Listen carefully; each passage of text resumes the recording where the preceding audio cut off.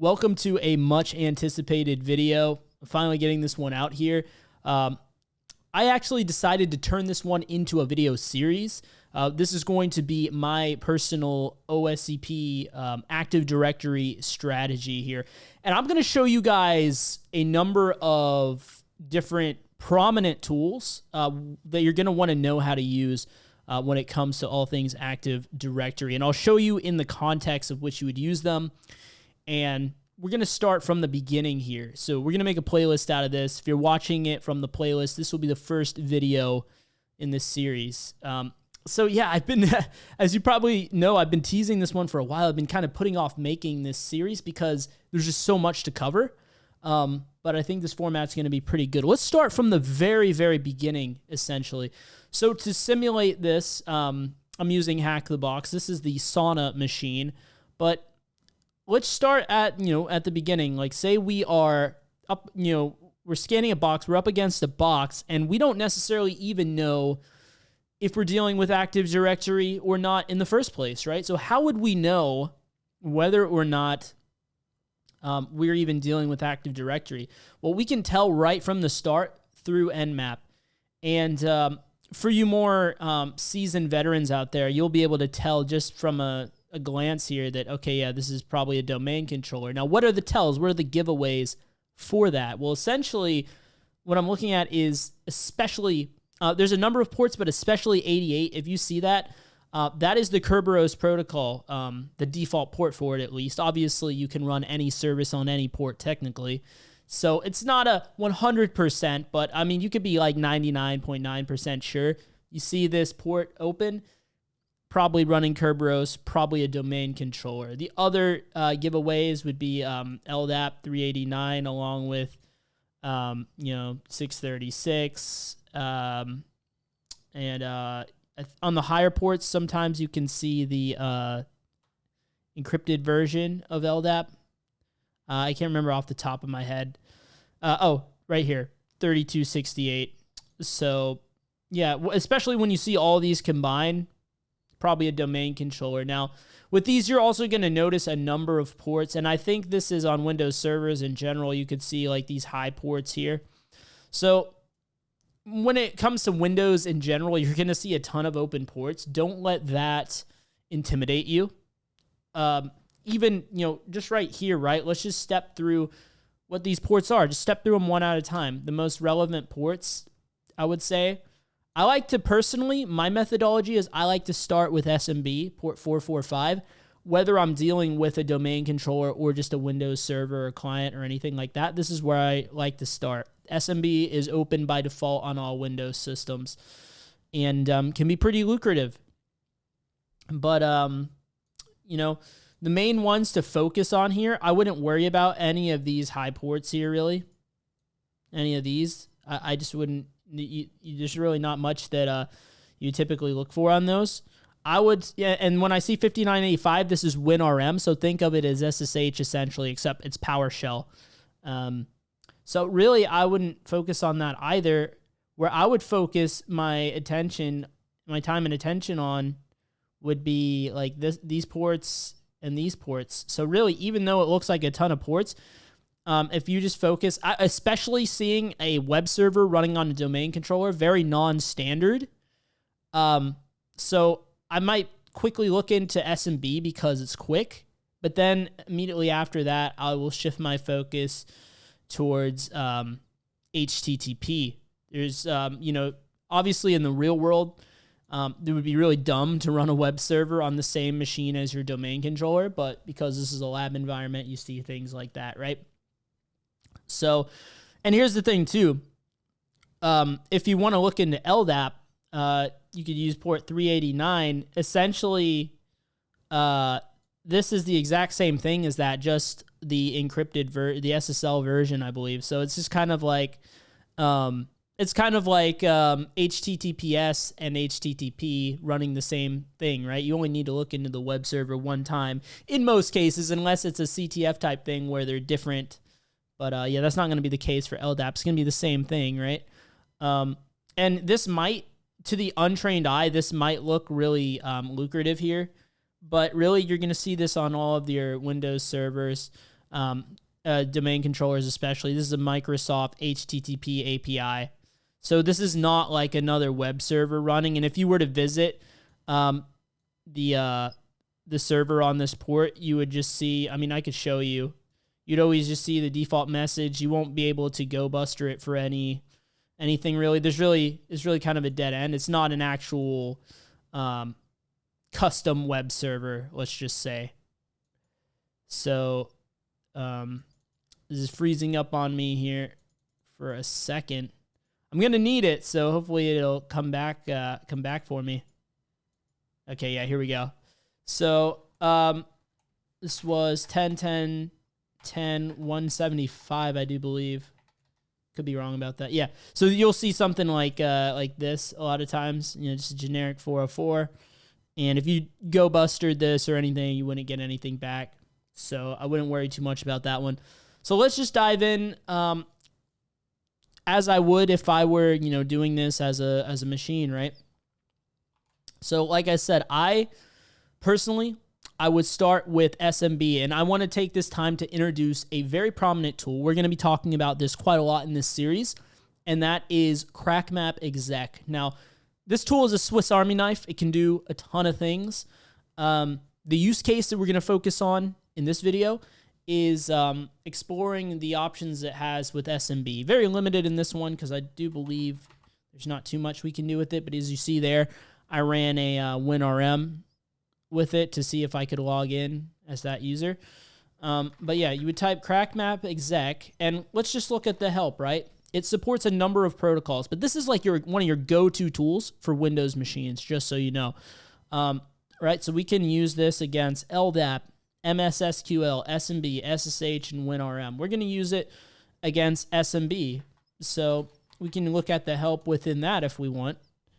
And now we see a number of options. Now, what I'm going to want to do here is specify the IP of our target. And this is really important. If you get the order wrong, for whatever reason, this tool makes it really confusing. And I'll show you that in a second. But first thing I'm going to do is try null password, null user, null password. This is like a null session here, right?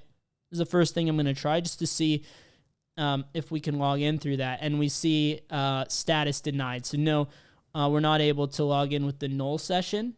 But it is kind of nice. We get the NetBIOS name, I believe it is. But if we got the order wrong, right? Like, let's just say we put the IP address last. This is something that took me a long time to realize. If you accidentally get the order wrong, it's just going to come back with nothing. And you're going to be like, well, why is my tool not working? What's wrong? You might even be like me and reinstall this tool like 3 or 4 different times. So make sure if you're using this tool that you put the IP address after the protocol. You do that, even if the credentials are invalid, it'll tell you. Now, I wouldn't stop here. The next thing that I would do is try the guest account. So this is a default account. If they didn't disable it, you could use username guest with a blank password. So I always try these two right out of the gate. This is just solid methodology here. And in this case, it is disabled. So no luck for us to get any free and easy access. Now, I also would say don't just move on from here. Pay attention to the output that the tool's giving you. So as you see by this line here, it's trying to guess, and this is not always a really good approximation. Sometimes it's wrong about the operating system here. In this case, the CrackMapExec tool believes this to be a Windows 10 box, believes it to be this build 64-bit. That may or may not end up being the case, but it gives us some really good information. We have the name. Maybe this is the computer name. I could be wrong. Either the NetBIOS name or the computer name. Someone can correct me down in the comments section below. But then this one is like really important here. You have the domain name. So what I would want to do is I would want to add these to my Etsy host file. I mean, why not, right? And also you see signing true. So signing is required.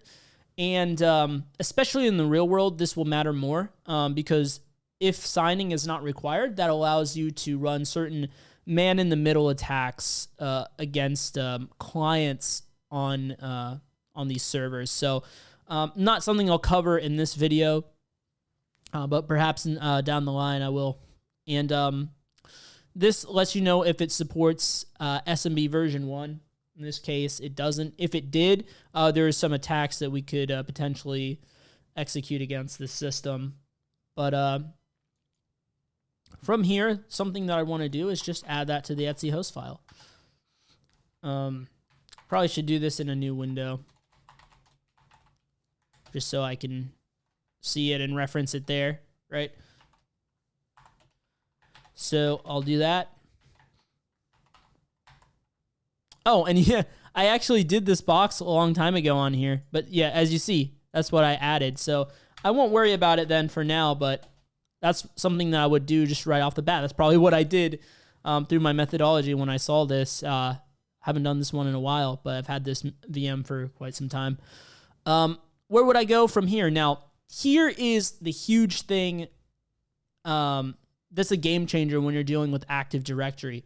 When you are, trying to exploit an Active Directory environment, suddenly usernames become of vital importance. Usernames are almost as good as getting passwords on CTFs, I would say, certainly. Probably OSCP as well, I wouldn't doubt.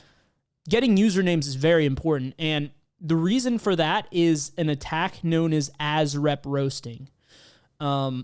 So as this video is getting a little long here, I will cover that one in the next one.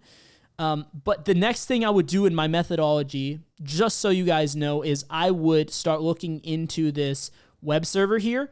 And specifically, I would look for any potential usernames. If I can figure out the scheme of, say it's a fictitious company, right? They might have a certain naming convention for their employees. So it could be like a first name dot last name, first initial dot last name. I want to figure out what that scheme is, and I want to figure out what these potential usernames could be. And maybe the site will be generous enough to give us the actual usernames in their original format. That makes life even easier. And that is where I can use CrackMapExec to conduct this as rep roast attack. Or I could use something like Kerberoot or something like that to enumerate users and see which one of those are valid, first of all, right?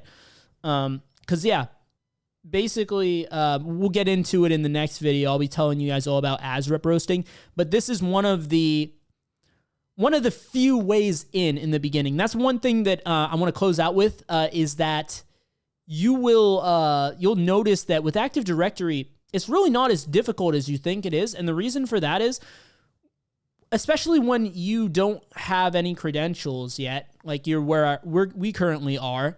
There's only so many different ways in that it could be, right? One of those ways is as rep roasting. Another one is obviously just getting the credentials somehow, like maybe the password is exposed somewhere. And we'll sort of cycle through the other ways as well. But suffice it to say, before you get your first set of credentials, there's not really too many pathways in. Now, once we get the first set of credentials, that's going to open things up tremendously. Suddenly, there's going to be a lot more potential things we can do, and I'll show you guys how to kind of process of elimination, navigate through that and figure out what to do next. But at this point in time, we really want to prioritize, especially since we don't have any SMB access, we want to prioritize checking out that web server to see what information we can get from there. We continue our enumeration because, as a lot of you guys know, OSCP is all about enumeration as well, just like pen tests in the real world. So yeah, hopefully this one gave you a good introduction. The very next one, I am going to be showing you guys some ASREP roasting and things you can do from there. Now, if we had access to SMB, the share, I would start looking into all the files that we have access to, maybe using tools like SMB map, downloading files, and seeing if there's any usernames in there, perhaps, right? We could also check SMB through port 139 and, use RPC client to log in and start running some commands, some RPC commands to see if we could extract any potential usernames or heck, even credentials from there. But since we don't have access to that, that pathway is kind of closed off for us right now. But yeah, if you want to get right into the technical content, just check out the videos on screen. And yeah, I'll see you guys in the next one.